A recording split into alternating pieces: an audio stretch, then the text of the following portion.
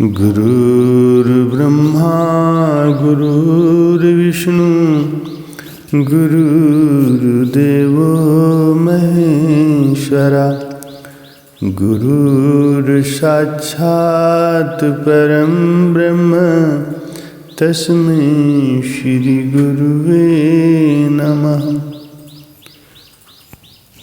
सौभाग्यशाली गुरुमुख सज्जनों, सम्मुख विराजमान श्री 108 श्री सद्गुरुदाता दयाल जी महाराज जी के सुंदर दिव्य दर्शनों को अपने हृदय मंदिर में बसाते हुए मीठे व ऊंचे स्वर में मिलकर बोलो जयकारा बोल मेरे श्री गुरु महाराज की जय।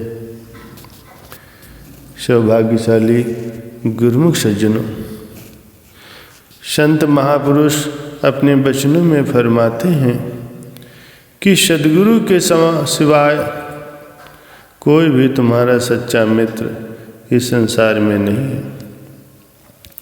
लोक और परलोक में दोनों जगह ही सद्गुरु स्वामी तुम्हारी रक्षा करते हैं।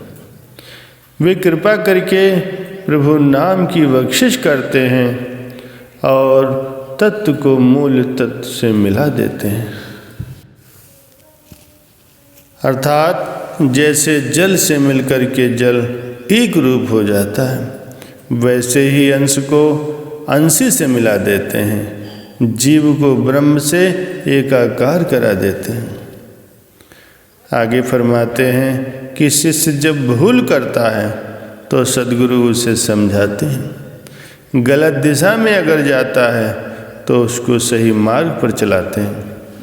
ऐसे सद्गुरुदेव जो दुख भंजन हैं, सच्चे संगी और परम हितैषी हैं, दिन रात उनकी आज्ञा में चलो, उनकी सेवा करो। सद्गुरु कितने दयालु और दया के सागर होते हैं, जीव के परम हितैषी होते हैं। इस विषय में श्री रामचरितमानस में एक प्रसंग आता है। काकभूषण जी गरुड़ जी को अपने पूर्व जन्म की कथा सुनाते हुए वर्णन करते हैं। तेहि कलिकाल बरस बहु बस्यूं अवध विहंगेश, परउ दुकाल विपत्ति बस तब मैं गयो विदेश। हे पक्षीराज, उस कलिकाल में मैं बहुत वर्षों तक अयोध्या में रहा। एक बार वहाँ बहुत भारी अकाल पड़ा, तब मैं विपत्ति का मारा विदेश चला गया। हे गरुड़ जी, सुनिए, मैं दीन मलिन दरिद्र और दुखी होकर के उज्जैन गया। कुछ काल बीतने पर कुछ संपत्ति पाकर फिर मैं वही शंकर की आराधना करने लगा। एक ब्राह्मण वेद विधि से सदा शिव जी की पूजा करते थे। उन्हें दूसरा कोई काम नहीं था। वे परम साधु और परमार्थ के ज्ञाता थे। वे शंभु के उपासक थे, परंतु श्री हरि की निंदा करने वाले नहीं थे। मैं कपट पूर्वक उनकी सेवा करता था। ब्राह्मण बड़े ही दयालु और नीति विधान थे। बाहर से मुझे विनम्र देखकर वे ब्राह्मण मुझे पुत्र की भांति मानकर पढ़ाते थे। उन्होंने मुझको शिव जी का मंत्र दिया और अनेकों प्रकार के शुभ उपदेश दिए। मैं शिव जी के मंदिर में जाकर के मंत्र जपता, मेरे हृदय में दंभ और अहंकार बहुत बढ़ गया था। मैं खलमल संकुल मति नीच जाति बस मोह, हर जन दुज देखे जरऊं करहूं विष्णु कर द्रोह। अर्थात मैं दुष्ट नीच और पापमय मलिन बुद्धि आत्मा मोहवश हरि के भक्तों और दुजों को देखते ही जल उठता था और भगवान विष्णु से द्रोह करता था। गुरुदेव मेरे आचरण को देखकर दुखित थे। वे मुझे नित्य ही भली भांति समझाते, परंतु समझने की बजाय उल्टे मुझे अत्यंत क्रोध उत्पन्न होता। दंभी को कभी नीति अच्छी नहीं लगती।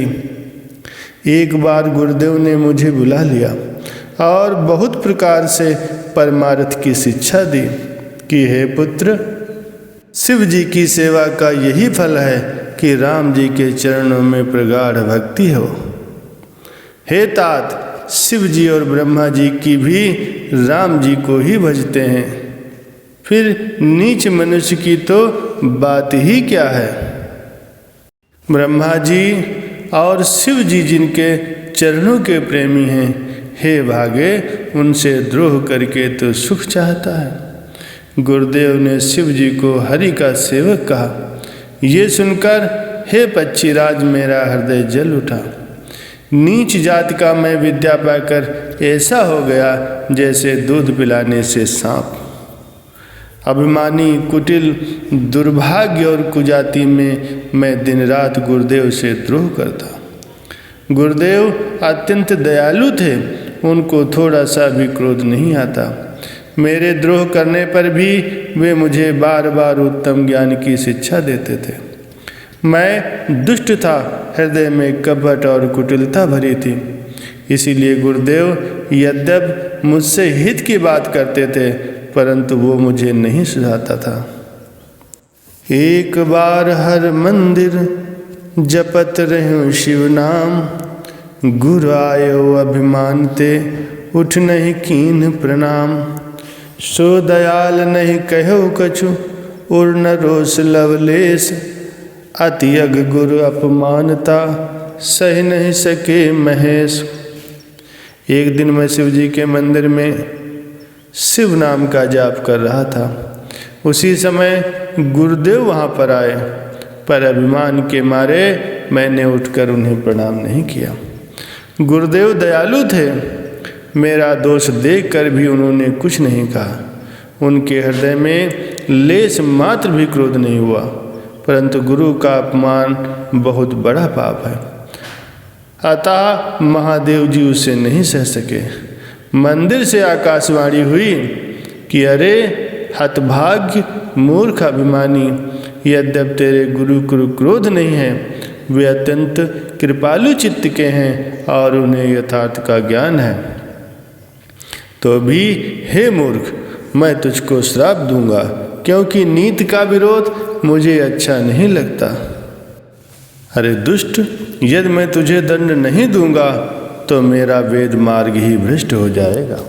जो मूर्ख गुरु से ईर्ष्या करते हैं, वे करोड़ों युगों तक रौरव नामक नगर नरक में पड़े रहते हैं। फिर वहाँ से निकल कर के वे पशु पक्षियों की योनियों में शरीर धारण करते हैं और 10,000 जन्मों तक दुख पाते रहते हैं। अरे पापी, तू गुरु के सामने अजगर की भांति बैठा रहा। रे दुष्ट, तेरी बुद्धि पाप से ढक गई है और तू सर्प हो जा और इस अधोगति को जाकर किसी बड़े भारी पेड़ के कोटर में जाकर के निवास कर। शिव जी का ये भयानक शाप सुन करके गुरुदेव ने हाहाकार किया। मुझे कांपता हुआ देखकर उनके हृदय में बड़ा संताप उत्पन्न हुआ। प्रेम सहित प्रणाम करके वे ब्राह्मण शिव जी के सम्मुख हाथ जोड़कर खड़े हो गए और मेरी भयंकर गति का विचार कर गदगद वाणी से विनती करने लगे। जब गुरुदेव ने अनेक प्रकार से शिव जी की स्तुति की तो आकाशवाणी हुई, हे द्विजश्रेष्ठ, वर मांगो। तब ब्राह्मण ने कहा, हे प्रभु, यदि आप मुझकर प्रसन्न हैं और इस दीन पर आपका स्नेह है तो अपने चरणों की भक्ति दे करके मुझे दूसरा वर दीजिए। हे प्रभु, ये अज्ञानी जीव आपकी माया के वश होकर निरंतर भूल करता है। हे कृपा के सागर भगवान, इस पर क्रोध न कीजिए। हे दीनों पर दया करने वाले, इस पर कृपालु हो जाइए। हे नाथ, थोड़े ही समय में इस पर शाप के बाद अनुग्रह हो जाइए। हे कृपा निधान, आप वही कीजिए जिससे इसका परम कल्याण हो। दूसरे के हित से सनी हुई ब्राह्मण की बारीकी सुन करके फिर आकाशवाणी हुई, एवं मस्तु ऐसा ही होगा। यद्यपि इसने भयानक पाप किया है और मैंने भी इसे क्रोध करके श्राप दे दिया है, तो भी मैं तुम्हारी साधुता को देखकर इस पर विशेष कृपा करूँगा। काकभूषण जी ने कहा, हे गरुण जी, शिव जी ने मुझे ये वरदान दिया कि तुम शीघ्र ही साप से मुक्ति प्राप्त करोगे और तुम्हारे हृदय में राम जी की भक्ति निवास करेगी। अब विचार करो कि साप भी वरदान में कैसे बदल गया। गुरुदेव की अनुकंपा से जरा सोचो कि जीव का सच्चा हितैषी गुरुदेव के सिवाय अन्य कौन है, जो जीव के अपराधों को न देखते हुए सदैव उसका भला चाहते हैं। कोई भी नहीं, संसार में जीव का कल्याण चाहने वाले एकमात्र सिर्फ सद्गुरुदेव ही हैं। वे जीव का ये लोक भी संवारते हैं, परलोक भी संवारते हैं। वे मोह ममता के बंधन काटकर मुक्ति देते हैं और अपने पथ प्रदर्शन में भक्ति की कमाई करवा करके जीव के जन्म जन्म के मलिन मन को निर्मल बना देते हैं। जहाँ संसार के अन्य लोग उसे मोह ममता की बंधनों में जकड़ते और हृदय में सांसारिक कामनाएं उभार कर उसे अवनति और विनाश के मार्ग पर ले जाते हैं और उसे 84 के चक्र में गिराते हैं, वहीं संत सद्गुरु जीव के हृदय में संसार की मोह ममता और संसार की कामनाओं को निकालकर प्रभु की भक्ति को उसके हृदय में भर देते हैं और इस प्रकार उसकी आत्मा का कल्याण करके उसका लोक और परलोक संवार देते हैं। अतएव संत सद्गुरु ही जीव के सच्चे मित्र और सच्चे हितैषी हैं। हम गुरुमुख जन कितने भाग्यशाली हैं कि परमार्थ परोपकार एवं दयालुता के साक्षात स्वरूप सच्चे हितैषी परिपूर्ण संत सद्गुरु की शरण हमें प्राप्त है। अब हमारा भी ये कर्तव्य हो जाता है कि हम उनके कल्याणकारी वचनों के सांचे में अपने जीवन को ढालें और भक्ति के नियमों की पालना करते हुए उनकी प्रसन्नता के प्राप्त बने और उनका शुभ आशीर्वाद प्राप्त करके अपना लोक और परलोक संभाल लें। बोलो जयकारा बोल मेरे श्री गुरु महाराज की जय।